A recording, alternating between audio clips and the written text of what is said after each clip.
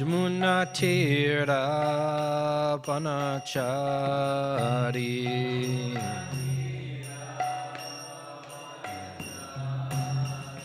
Jayarata Motova Kunja Bihari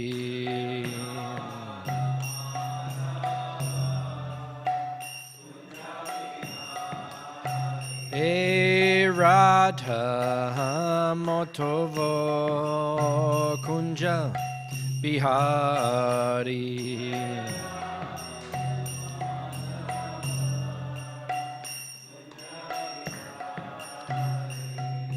Gopi Janabalaba Girivaradari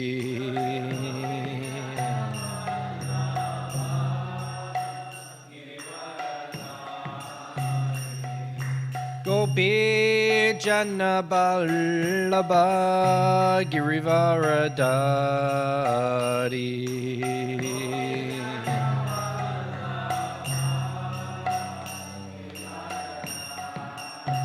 Yashodanandana Brajajanaranjana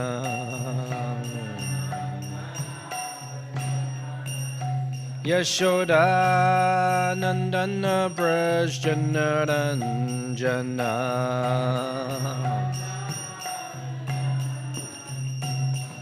Jamuna Tira Vanachari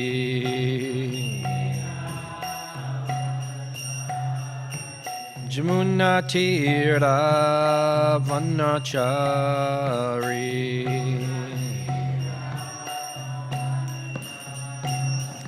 Jayarata Matava Kunja Bihari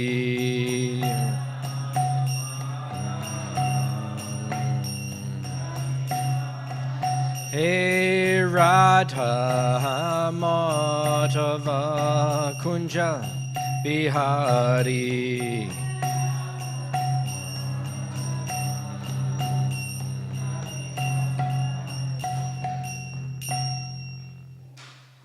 Jayam Vishnupad Paramahamsa Paragaraja Ashtotala Satashishimaad His Divine Grace A.C. Bhaktivedanta Swami Śrīmad Prabhupada ki Ananta Koti Vaishnava Brinda ki Grantaraja Śrīmad Bhāgavatam ki Jai Nitai Gopremanande All glories to the assembled devotees.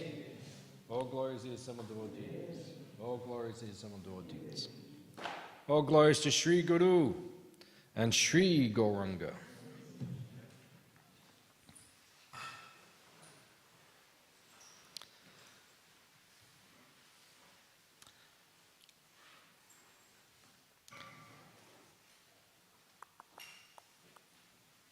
Narayanam namaskritya naram cheva narottamam devim saraswatim vyasam tato jayam udirayat. Om namo bhagavate vasudevaya. Om namo bhagavate vasudevaya. Om namo bhagavate vasudevaya.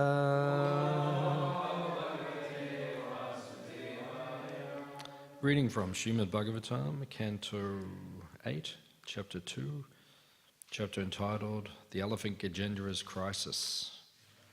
Text number 9 to 13. Tasya dronyam bhagavato varunasya mahatmanaha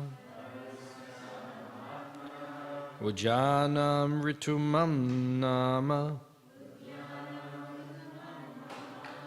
akridam surayoshitam tasyadronyam bhagavato varunasya mahatmanaha ujanam ritumannama akridam surayoshitam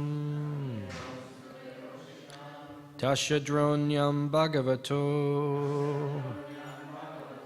Varunasya Mahatmanaha Ujjanam Ritumannama Akridam Surayoshitam.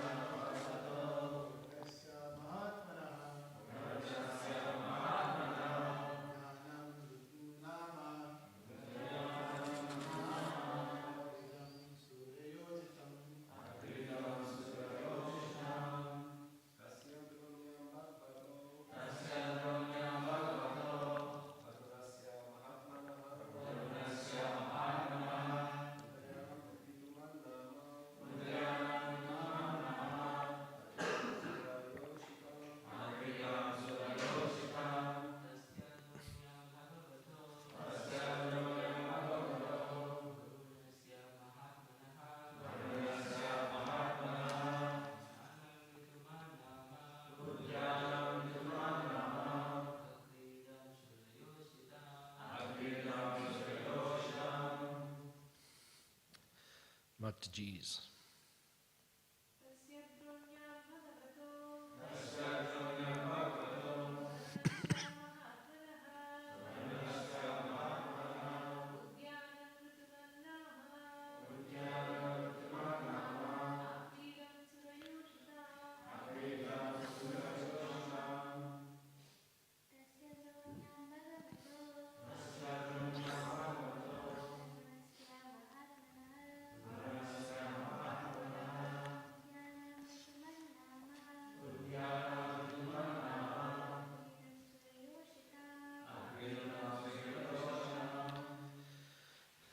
Tasya, of that mountain, Trikuta, Dharonyam, in a valley, and Bhagavata, of the great personality, Varunasya, the demigod Varuna, Mahatmanaha, one who is a great devotee of the Lord,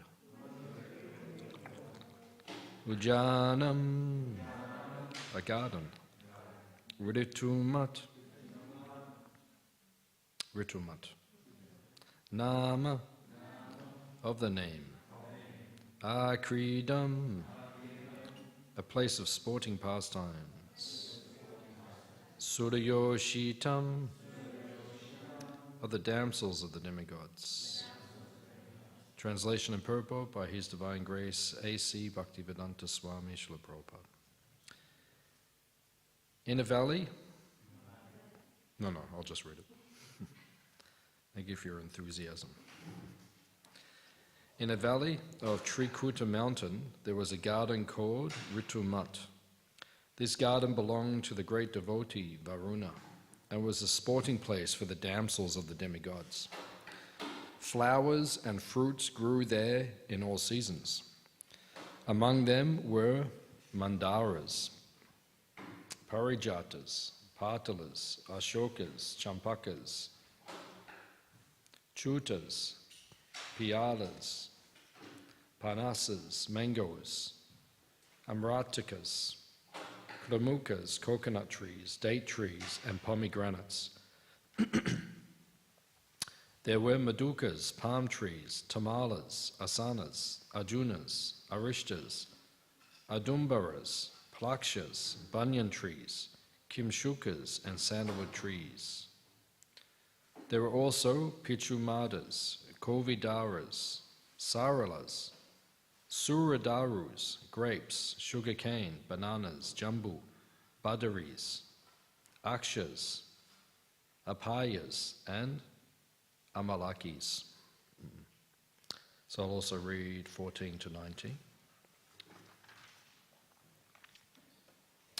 In that garden there was a very large lake filled with shining golden lotus flowers, and the flowers known as Kumuda, Kalara, Utpala, Shatapatra, which added excellent beauty to the mountain. There were also Bilva, Kapita, Jambira, and Balataka trees. Intoxicated bumblebees drank honey and hummed with the chirping of the birds, whose songs were very melodious.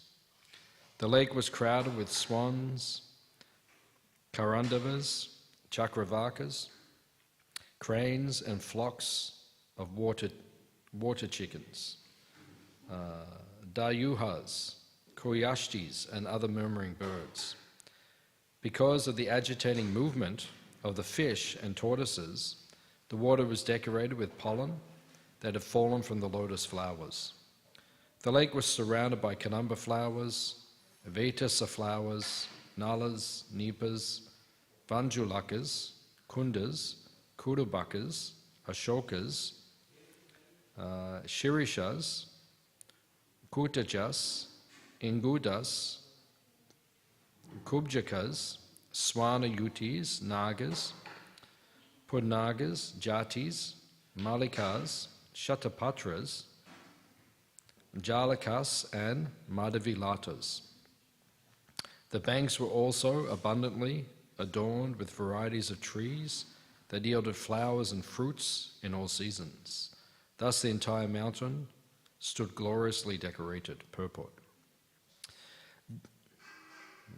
Judging from the exhaustive description of the lakes and rivers on Trikuta mountain, on earth there is no comparison to their super excellence. On other planets, however, there are many such wonders. For instance, we understand that there are 2 million different types of trees, and not all of them are exhibited on earth. Śrīmad Bhāgavatam presents the total knowledge of the affairs of the universe. It not only describes the universe, but also takes into account the spiritual world beyond the universe. No one can challenge the Śrīmad Bhāgavatam's description of the material and spiritual worlds. The attempts to go from the earth to the moon have failed, but the people of earth can understand what exists on other planets. There is no need of imagination. One may take actual knowledge from Śrīmad Bhāgavatam and be satisfied.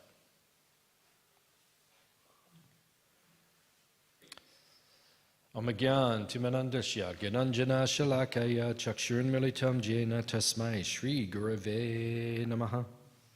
Shri Chaitanya Manobishtam Stapitam Yena Bhutale Swayam Rupa Kadamayam Dadati Swa Badantikam Vancha Kaupatarubyascha Kripa Sindhu Bhievacha Petitanam Pavanebhyo Vaishnavebhyo Namo Namaha. Jai Shri Krishna Chaitanya Prabhu Nityananda Shri Advaita Gadadha Srivasadi Gaura Bhakta Vrinda. Hare Krishna Krishna Krishna Hare Hare Hare Rama Rama Rama Hare Hare.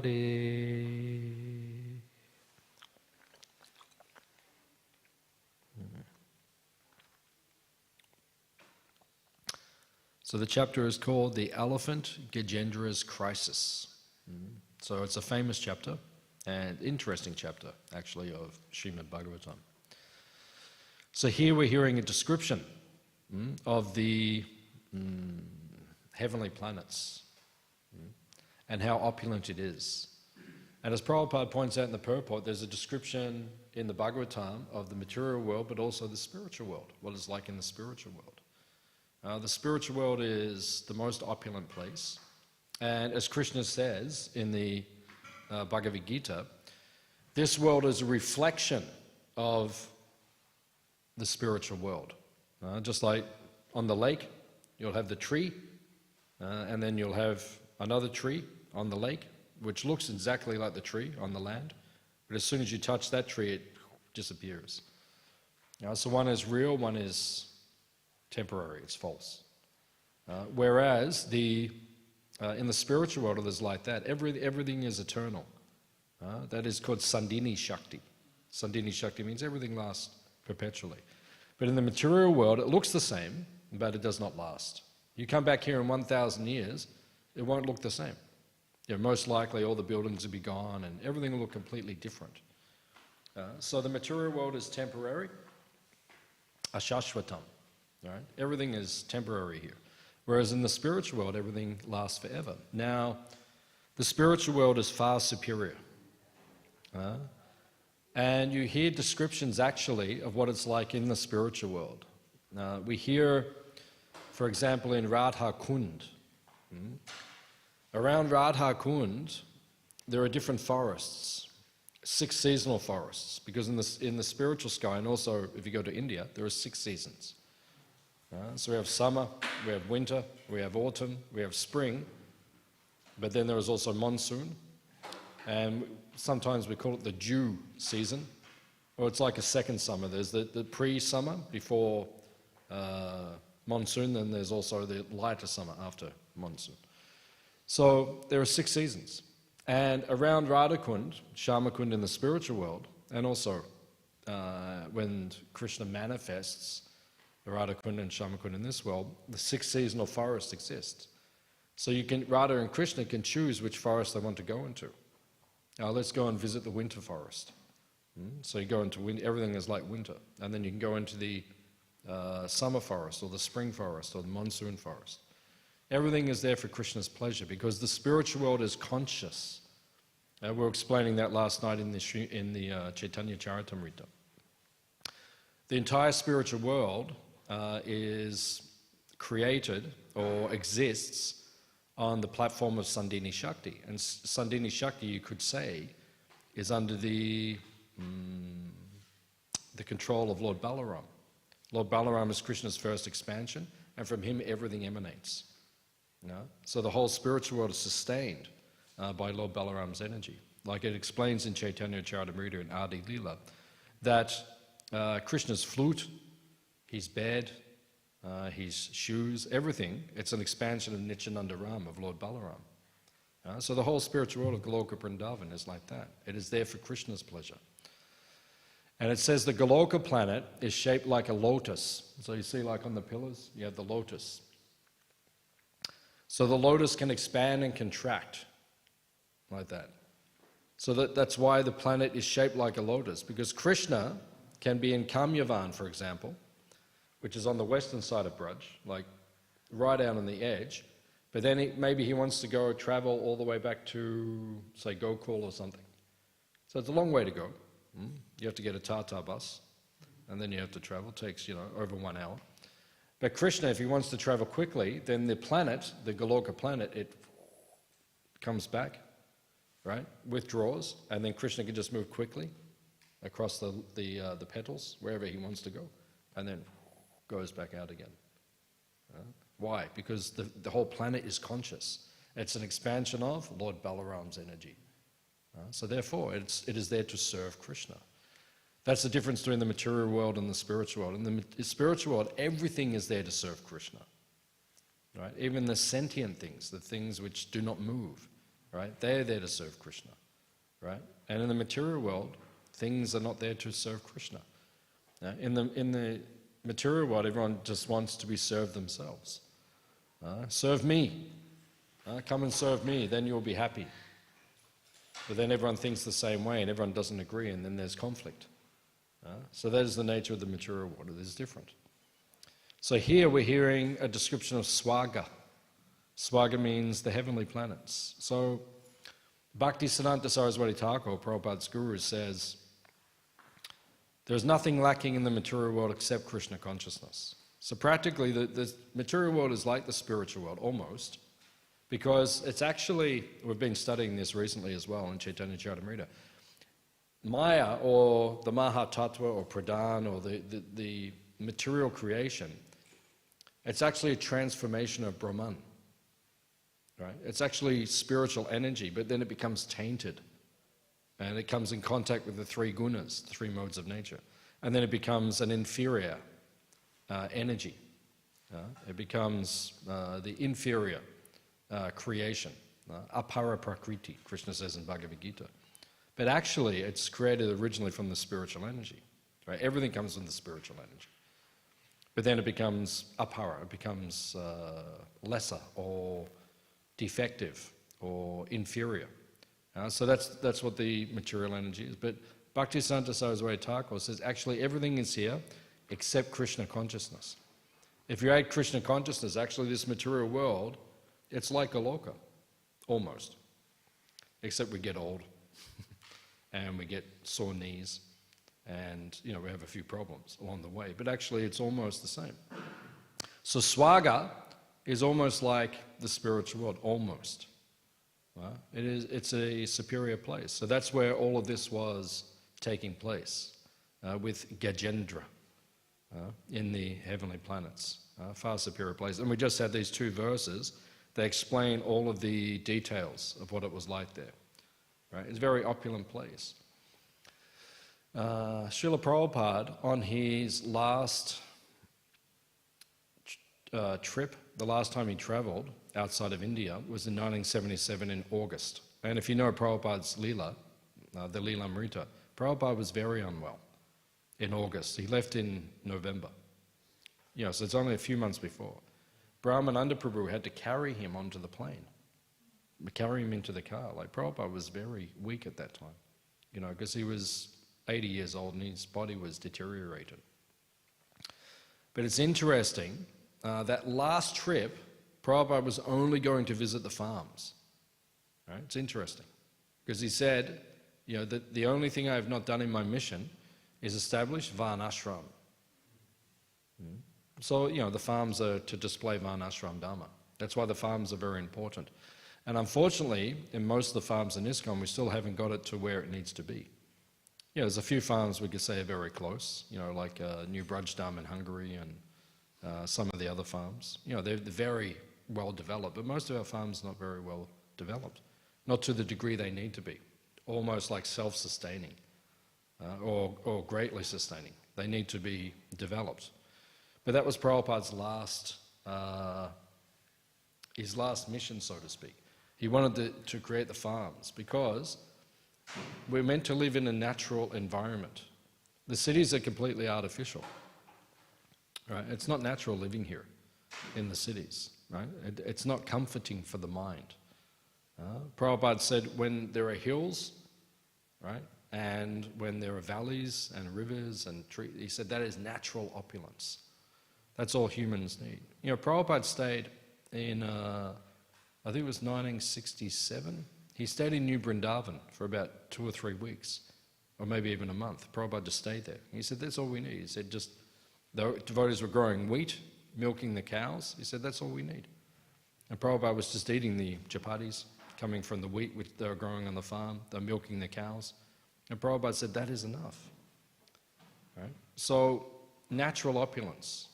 Right? That's the way humanity is meant to live. So that's being described here in this verse. Right? We're hearing about the natural opulence of Swaga, right? The heavenly planets. Now, what is the chapter called? The chapter is called The Elephant Gajendra's Crisis. Why is it called that? Because in this material world, everyone will go through a crisis.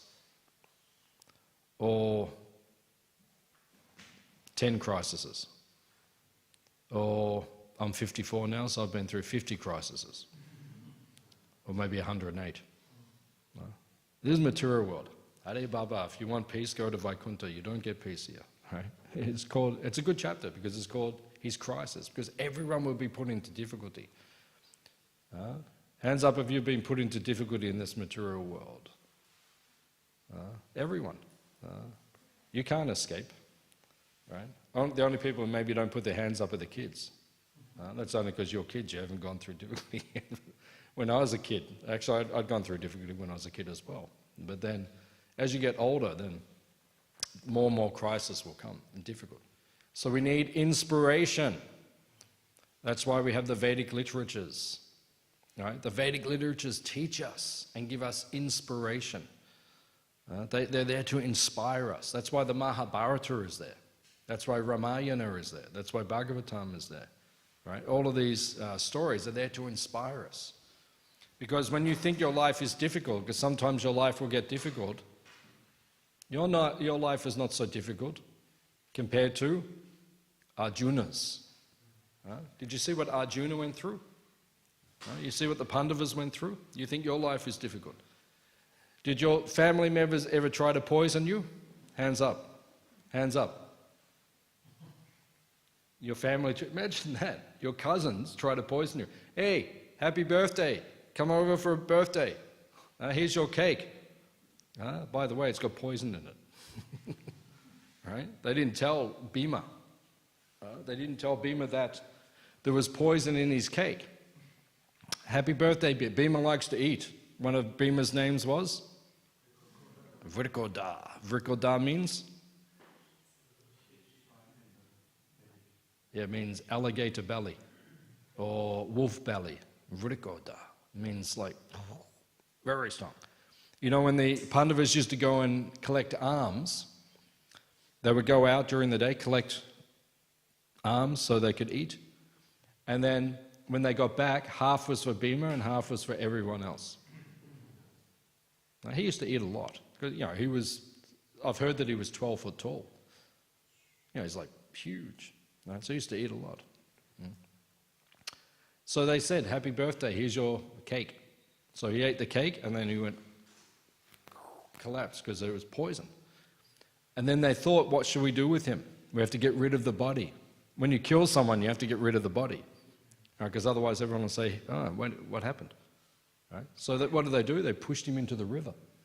And then he sank down to the bottom of the river. And then the Nagas came, and the Nagas bit him. But their poison nullified the poison in his body. So it's like anti-venom. You know when you get a snake bite?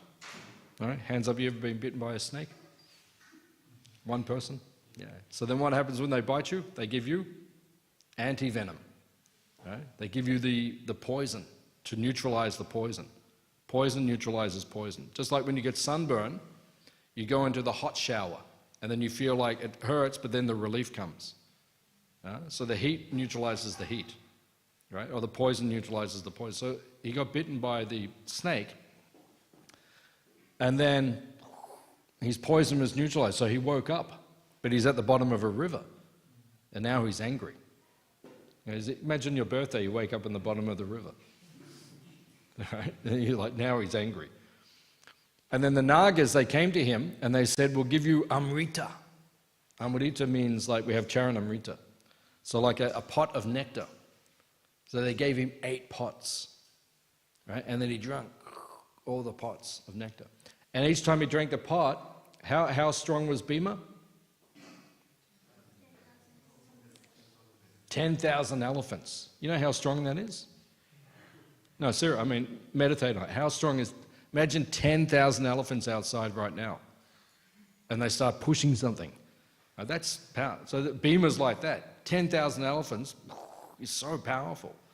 Right? So every time he drank a pot, he became 10,000 times stronger.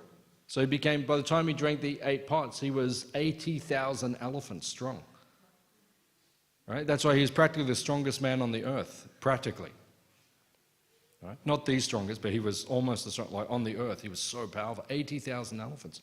You know, there's a pastime in, you know when Shishupal insulted Krishna? That Leela? And he's insulting Krishna. And then Krishna had you know when you chant, you have your counting beats? So Krishna said, I will tolerate 100 insults from Shishupal. So Shishupal was just insulting Krishna. So Krishna is just like with these beads, he's counting like this, pulling them down, waiting for 100 to come. And then he, Sudarsana Chakra. So when he was insulting Krishna, Bhima was there, and Bhima was going to get up and go and kill him with his club, just smash him, Shishupal, because he's insulting Krishna. No devotee can handle hearing the Lord insulted. And who was sitting next to Bhima? Bhishma. Grand Bhishma. And he was sitting on their throne, they had their seats, and Bhishma had one hand on Bhima's arm, and Bhima was trying to get up, right, to go and kill Shishupal. He couldn't move. That's how strong Bhishma was. Imagine 80,000 elephants, Bhishma's holding with one hand. And he said, just wait. He said, wait. He said, Krishna will take care, don't worry. He said, just wait. And Bhishma was ready to get up. And Bhishma was just holding him like this. That's how strong Bhishma was. So Bhima, he drank all of those. And then he became 80,000 elephants. So then he came out of the water, strong as 80,000 elephants. And when his cousins saw him come out, everyone, oh my God, everyone left. They tried to kill him so many times. And sometimes when his cousins, they were climbing trees, you know, kids like to climb trees. Just like these kids, I see them getting on the hay bales and climbing on the tree. I've seen, right? They like to climb the trees, right? Bhima, when his cousins were up the tree, used to go and grab the tree and shake it. And they would all fall out of the tree, right? Hit the ground. Sometimes they break their arms and all sorts of things. And Bhima would laugh. He'd shake the tree. Right? He's so powerful. So that's why this chapter is called the Elephant Gajendra's Crisis. Because all of us will go through crisis. We'll go through difficulty. But why do we hear these stories? Because when we're going through something difficult, we can think of the Pandavas. We never went through what they went through. What about the house of lack? Have you ever been in the house that someone set fire to? Hands up. Anyone been? Imagine you're asleep and someone comes and sets fire to the house. Right? It's very distressful. Right? What else did they do to them? Right? They tried to kill them in so many ways. So many ways. Imagine your family's trying to kill you. That's the difficulty they were going through. Right? So that's why we have these stories. Right? These stories are meant to inspire us. So that when we go through difficult, we can think, oh, it's not so bad. Right? The Pandavas went through much worse than us. Or we can think here, Gajendra.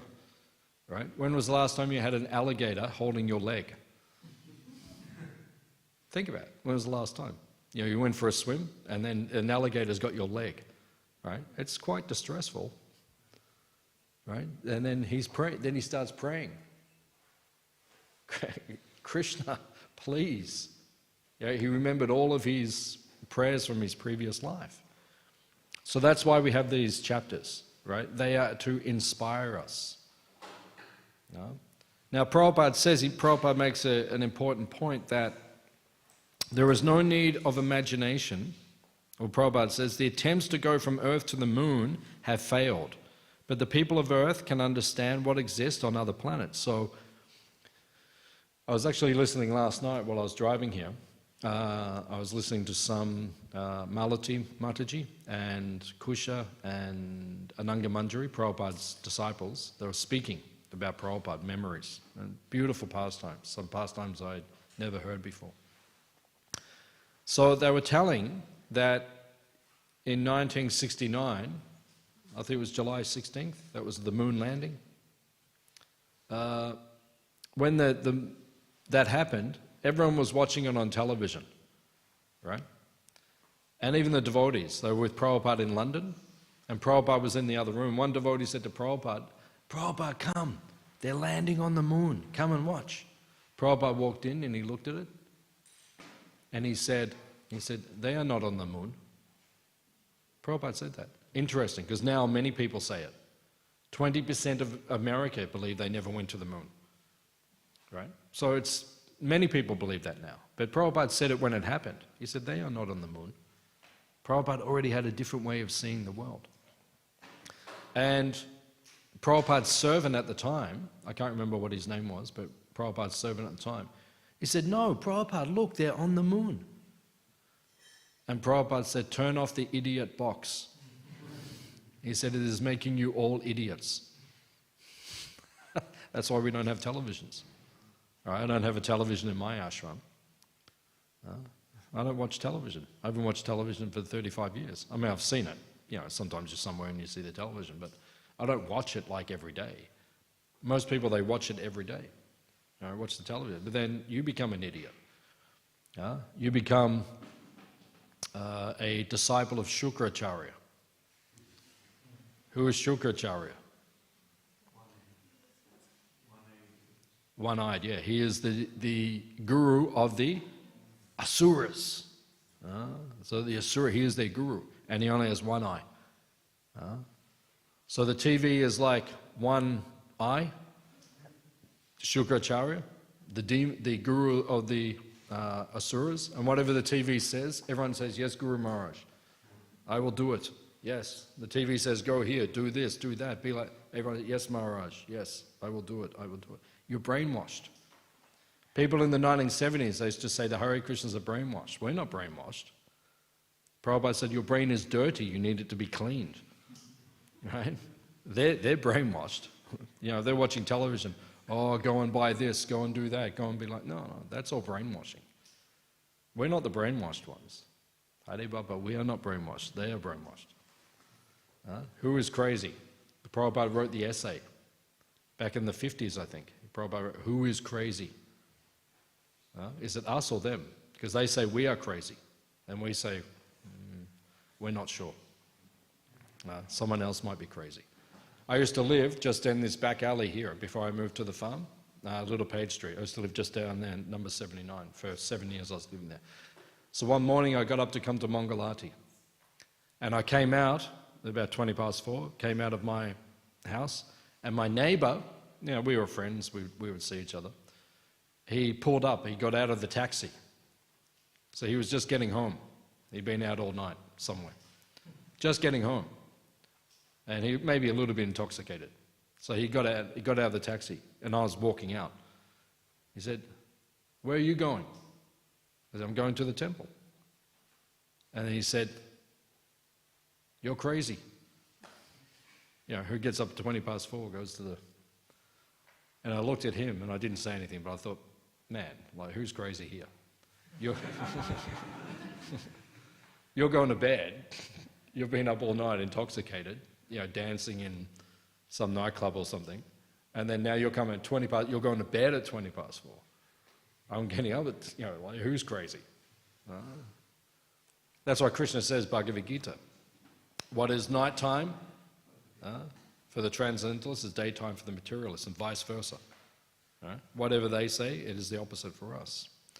So, as it says here, Prabhupada said, the attempts to go from the earth to the moon have failed. But the people of earth can understand what exists on other planets. There is no need of imagination. One may take actual knowledge from Śrīmad Bhāgavatam and be satisfied.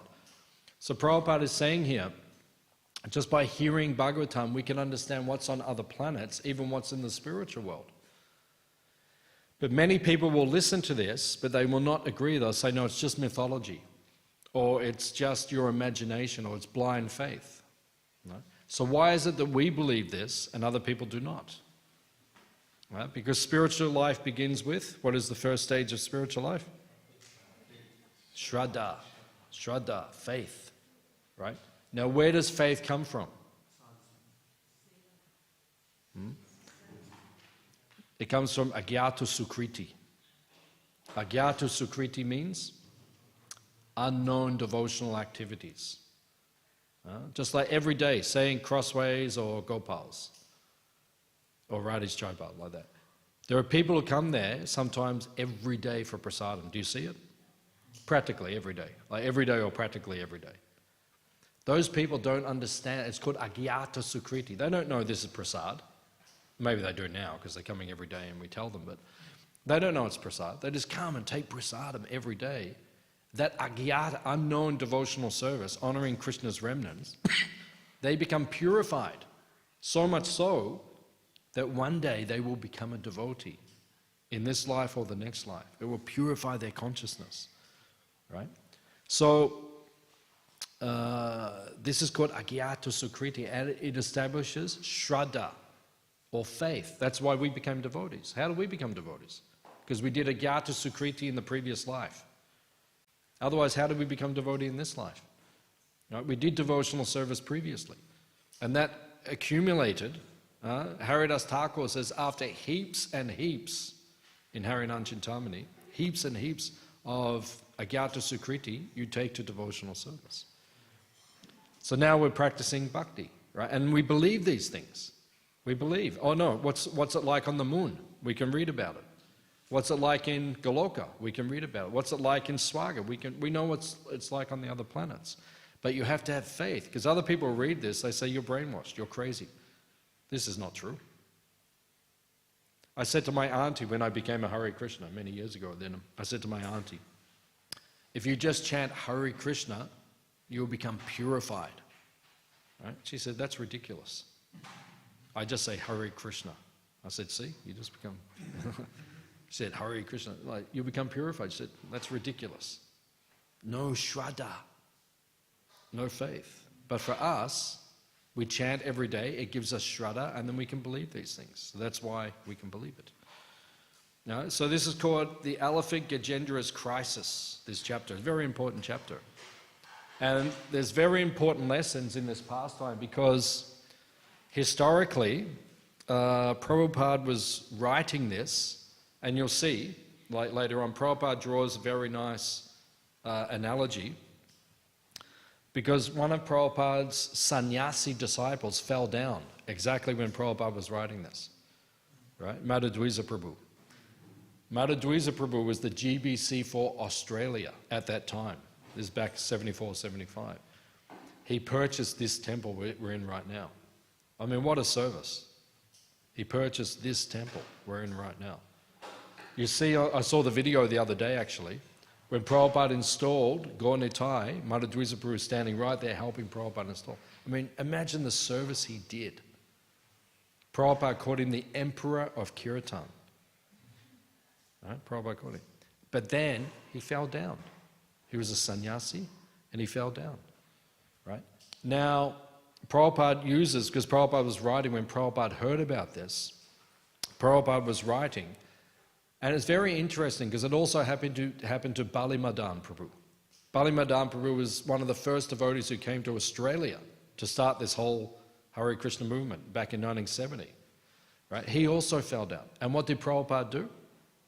When he fell down from sannyas, Prabhupada married him. He did his Vivaha Jagya, his marriage ceremony. Prabhupada did it. Prabhupada didn't reject him. What sort of a devotee are you? What sort of a sannyasi are you? Go. No, Prabhupada said, and then Prabhupada writes in this chapter, in this pastime, you have to fight Maya from the best position. Right? The alligator wins in the water, the elephant wins on the land. Prabhupada makes this analogy. So Grihastha ashram will make one devotee strong in Krishna consciousness. Sannyas or brahmachari ashram will make someone else strong in that ashram, in their Krishna consciousness. You just have to find which ashram you're in, that's all. It's not a big deal. All are equal. Because everyone is serving Krishna. Everyone is dear to Krishna. One is the safe way, one is the sure way. Right? If you're a brahmachari or sannyasi, you will surely go back to Godhead if you do it properly. Right? If you're grihastha, it is safe. It will take time, it's gradual, but you will also go back to Godhead. Right? So that's why Prabhupada in this section, he says you have to be situated in the right place. And Prabhupada did not reject. Right? When Madhudvisa Prabhu fell down, some of his godbrothers, they found out and they told everyone, all the other devotees. They said, oh, Madhudvisa Prabhu. And then when Prabhupada found out, he said, why did you tell everyone? Prabhupada said, now it's going to be very difficult for him to come back. He'll feel embarrassed. And that's what happened. He left, he went to live in Hawaii, and he stayed away from the devotees for a period of time. Prabhupada said, it is not, he said, you don't speak about these things publicly. This is between his spiritual master and him. Right? And then he left for some time. And then Prabhupada in 1977, when Prabhupada was leaving and he was very ill, he was crying. He said, where is my son, Madhudvisa? Where is my son? Right? And then finally, Madhudvisa Prabhu got the message from Hawaii that Prabhupada wanted to see him. He flew to Vrindavan, saw Prabhupada, and when he came to see Prabhupada, Prabhupada said, and Prabhupada was so happy to see him. You know, he was a grihastha at that time, and he had a child, a young child. And when Prabhupada saw him, he said, where's your wife and child? He said, oh, Prabhupada, I left them in Hawaii. Prabhupada said, why? You should have brought them to see me. You know, that was Prabhupada's compassion. He didn't reject him. He said, why didn't you bring them to see me? I would have liked to have met your child. That was Prabhupada's compassion. Right? So Prabhupada is teaching us here, it doesn't matter which ashram you're in. Right? Because this chapter is called Gajendra's crisis. If you're a brahmacharya sannyasi, you're going to go through crisis. Right? If you're a grihasta, you're going to go through crisis. We're all going through crisis. Right? We're just one big crisis family. Everyone's just suffering. And what's the most important thing in spiritual life is sadhu sangha. You have to be there with the devotees, because when one of us is struggling, all the others have to hold them. Right? Say, hey, we'll look after you now. Right? Till you get strong again. Right? So that's what we all have to do. We have to support each other. That's spiritual life. Because we're all going to go through difficulty. We're all going to go through suffering. So that's why this chapter is called the Gajendra's crisis. It is very apt. It's relevant for all of us. Right? So I'll stop here. Are there any questions or comments? What we discussed.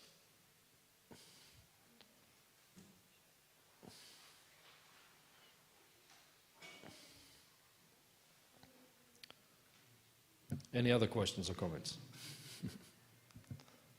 Microphone is coming. Do we have any microphones in ISKCON? Turns into microphone key. Hare Krishna, Prabhu. Thank you for the nice class. Prabhu, we see how in this chapter it's been describing about the heavenly planets and the Trikuta mountain. So my question is, are the symptoms of Kali Yuga, do they affect the heavenly planets also? Or do they just affect the material world? Yeah, it's a good question. The heavenly planets are the material world. They're not above it. Goloka is above it. Vaikuntha is above it. So they're part of the material world. But Kali Yuga does not affect it. And there's no Kali Yuga. You know, we know we're in Kali Yuga now, right? How do we know we're in Kali Yuga? Because you have Wi-Fi. No? There's no Wi-Fi in Treta Yuga or Dwapara Yuga. That's like, you know it's Kali Yuga, right? Because you got Wi-Fi, right? So there's no Kali Yuga in the heavenly planets. They know it's Kali Yuga because heavenly planets, the weather is good all the time. Every day, nice weather. You know, it's like living in, say, Hawaii when it's good. Because Hawaii, not good every day, but the good days when weather's really nice, that's what it's like. Heavenly planets like that every day, swaga, just beautiful weather. But there's like a dark cloud in the corner of the sky. And when they see that, they say, oh, it's Kali Yuga. That's all that happens. That's all they know. That's okay. But don't go to Swaga. Because sometimes we hear about Swaga, we say, oh, it's so nice. So nice. Let's go there. But no, you don't want to go there because even there's problems. Yes, sir. Hare Krishna, thanks for a nice class. You mentioned how in the Bhagavatam, when we're reading all these pastimes or descriptions of different planetary systems, different types of living entities, all these quite far out concepts, and it's quite, they're quite out there. In the early days when this was introduced, when Prabhupada introduced this, it seemed pretty crazy to conceptualize all these things. It's hard to believe. But now in like the modern kind of 2024, everyone's got these crazy imaginative concept of the world, or they have maybe through drug induced vision, they have all these like spiritual awakening, things like that. How do we convince them that what their perception of all these crazy idealistic dimension is not really real, and what we're actually trying to introduce to them is actually real? Yeah, that's not easy to convince someone. Bhaktivedanta Saraswati Thakur said it takes gallons of blood to make one devotee. So to make one devotee, it takes a lot of effort. It takes, it's a lot of effort to make someone understand all these things. So, Prabhupada said back in the 70s, because sometimes, we hear about the construction of the universe or the way the universe is. And Prabhupada, two things he really emphasized in the final couple of years before he left, 75 to 76, every day he would speak about the Bhaktivedanta Institute, the science division of ISKCON, and the Vedic planetarium, right, which is being built now in Mayapur. Prabhupada was, in the last couple of years, he was getting the devotees to research the Vedic planetarium so it would be accurate, right, the description of the universe and how it's all.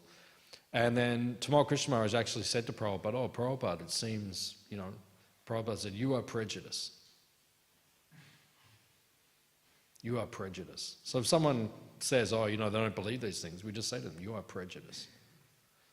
Because Prabhupada was sitting there one time, he was giving a lecture, he was talking about, during the lecture, eagles which fly in between planets and they pick up elephants and they feed the elephants to their babies.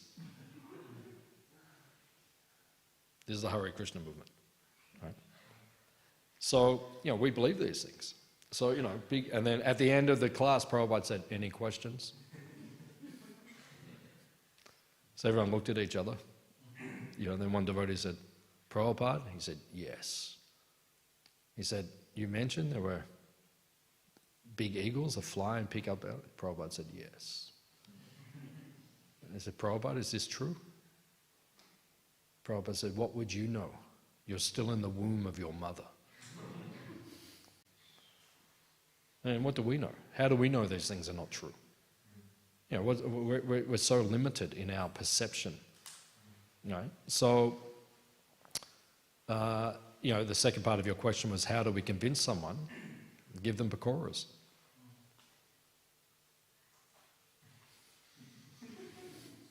Okay.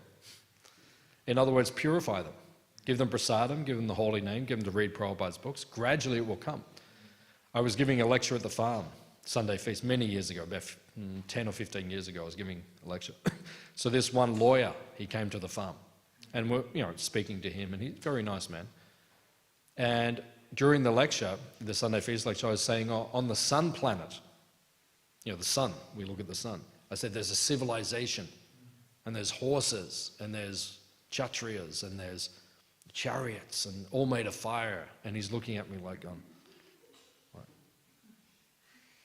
okay, their food's nice, but, it's like,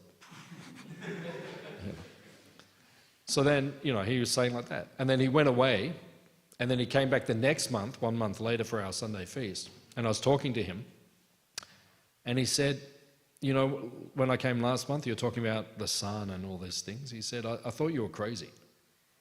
But then he said, I was surfing the other day, and I was watching the sun come up, and he'd been taking prasadam. He goes to Gopal's at our farm, and he's surfing, he's watching the sun come up, and he said, maybe it is true. So gradually, by purification, right, and contact with the Daivi Prakriti, the spiritual energy, someone can come to the platform where they understand these things. So like Prabhupada said, we're just prejudiced, that's all. No, because we've been told our whole lives, evolution is true and all these things. That's just, now we're prejudiced. Now we have all these misconceptions. So when we hear the Vedic conception, then we go, is that true, or is that, like that? But no, it's true.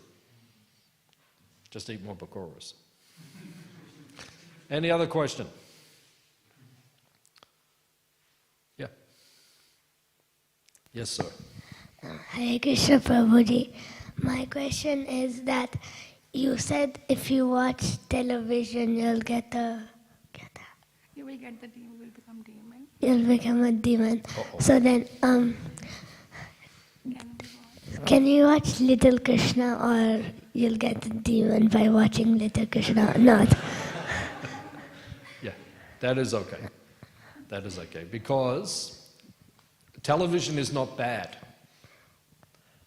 But the shows on television are bad. That's the point. So if you have good shows, Krishna conscious TV, like now we have Hare Krishna TV, and we have Little Krishna and all these things. If you watch that will purify your consciousness. When I used to stay with one devotee in Melbourne, and they had a young child, and they used to watch Little Krishna 37 times a day. Right? So whenever I go through the lounge room, Little Krishna, so Krishna, the butter thief, was a naughty little boy. Krishna, the butter thief, Even I know the songs on Little Krishna. I never watched the whole show, but like that. So those things are okay. Krishna conscious things on television are okay. But not those other things. Otherwise you become a demon. Okay? Any other questions? Yeah, over here. Hare Krishna, Prabhuji. Thank you for the nice class. I was just contemplating that in this material world, it doesn't happen like that. Like if you want to believe in something like material education, if a teacher just says something, the student will not just by hearing. Like nowadays, it's like more of experiential learning. So they hear, they see videos, and then you give the students the experience. So material education is something like, you need to hear, see, experience, and then you learn. But as we read Bhagavatam, like emphasis is on just hearing and having faith and... Some of it, not all of it. I mean, modern education is empirical. In other words, you have to show us, and then we will believe it. But many things in the Bhagavatam can be proven by empiricism. So, part of it. I mean, there's some things we can't show you. Like, a half man, half lion jumped out of a pillar. I can't show you that, but we believe it. But then there's things they say that they can't show us. A half man, half monkey used to walk around the jungle, and then one day a human dropped out of a monkey, and then, they can't show us either. So they can't prove their points empirically. We can't prove our points empirically. So then it's a question of where is your faith? Is your faith there in evolution, or is your faith there in the Vedas? So why is our faith in the Vedas? Because our prasadam is better. Seriously. Why do we, because, Hare Krishna food is the best, right? So then our culture is the best, our lifestyle is the best, all these things are the best. Prabhupada said, even if Krishna is not God, our life is still the best. So it's a better way to live. We're more peaceful, we're more happy. Right? So that gives us faith that the lion, half man, half lion, who jumps out of the pillar is true. Or you can go and hang out with them. Their food's not very good, right? And they talk about monkeys, coming out, men coming out of monkeys. So you choose which camp you want to be in. That's all. But we're living in the both, like, we're out there in the material thing as well, and then doing our spiritual practices as well. So, it's So like, what? Yeah, we need to have faith there and in this, like, No, then you're qualified by your education in the Vedic system. You're qualified to look at theirs objectively and understand what parts of it are true or accurate. But some parts are not accurate. So the parts are not accurate, like evolution, we say, okay, reject it. Darwin himself said the theory is not proven. And he invented the whole thing. And everyone, that's, when I look back when I was at school, they used to teach it like it was a fact. But it's called the theory of evolution. It's never been proven. But we're just taught, oh no, it's a fact, like that. So objectively, we look at it through the Vedic perspective and we say, no, that's not true. So we can understand, we can differentiate the good parts and the parts which are incorrect. Thank you, Prabhuji. Okay. Someone else had a question? Any other questions? Okay, Srila Prabhupada ki Jai. Gauranga.